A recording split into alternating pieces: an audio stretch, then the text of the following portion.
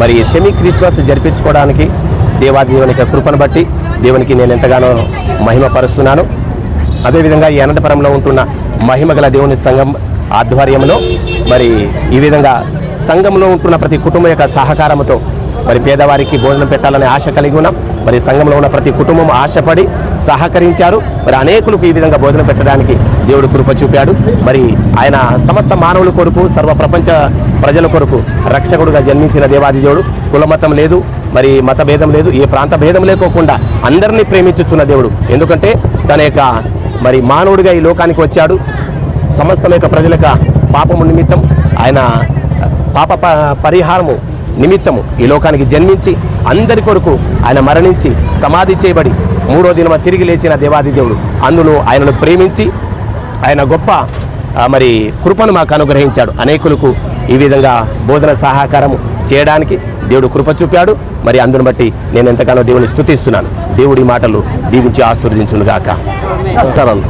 ప్రభు అయిన యేసుక్రీస్తు నామను బట్టి ప్రపంచ మానవాళికి ఒక మంచి చేయాలని ప్రభు జన్మించాడు. కాబట్టి ఆ జన్మదిన సందర్భంగా మహిమగల సంఘంలో ఉన్న కుటుంబ సభ్యుల ద్వారా హాస్పిటల్ దగ్గర, గవర్నమెంట్ హాస్పిటల్ దగ్గర బీదల కొరకు అన్నదాన కార్యక్రమం పెట్టాం.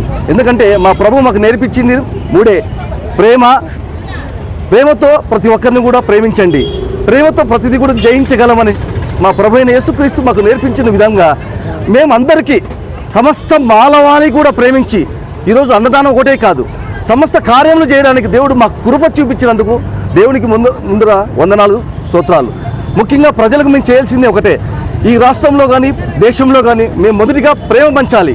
క్రీస్తు బిడ్డలుగా మేము ప్రేమ పంచినప్పుడే ఇతరులను మేము పంచినప్పుడే అది అందరికీ సమానత్వంగా మాకు ఉపయోగపడుతుంది.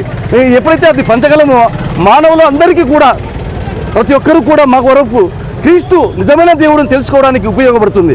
ఆ క్రీస్తు ప్రేమను బట్టి అనేక విధాలుగా అనేకులకి మేము సేవ చేయాలనే ఉద్దేశంతో మా యొక్క మహిమగల సంఘం ద్వారా సంఘమిత్ర కాలనీలో ఉండే సంఘం ద్వారా అనేక ప్రజలకు కొన్ని కార్యక్రమాలు బీద ప్రజలకు చేయాలని ఉద్దేశించి అందులో భాగంగానే అనంతపురం హాస్పిటల్ ఎదురుగా మేము అన్నదాన కార్యక్రమాన్ని జయప్రదంగా చేయడానికి కృషి చేసేందుకు ప్రభువైన యేసుక్రీస్తు నామం ద్వారా కృతజ్ఞతాస్తుతులు చెల్లించుకుంటున్నాం.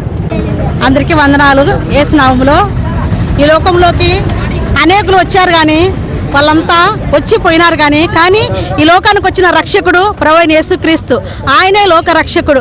కనుక మీరంతా కూడా ఈ యేసునామములో ప్రతి ఒక్కరు యేసునామములో ప్రతి ఒక్కరు రక్షణ పొందుకోవాలని ఈరోజు మేము ఈ కార్యక్రమం ఏర్పాటు ఎందుకు చేశామంటే, లోకరక్షకుడు నాలో మాలందరూ ఉదయించినాడు కాబట్టి మీలో ఉదయించాలని ప్రతి ఒక్కరు తెలుసుకోవాలని, ప్రతి ఒక్కరిని బట్టి వచ్చిన ప్రతి ఒక్క మీడియాని బట్టి వచ్చిన ప్రతి ఒక్కరిని బట్టి మీకే వందనాలు చెల్లిస్తూ యేసును అడుగుచున్నాను.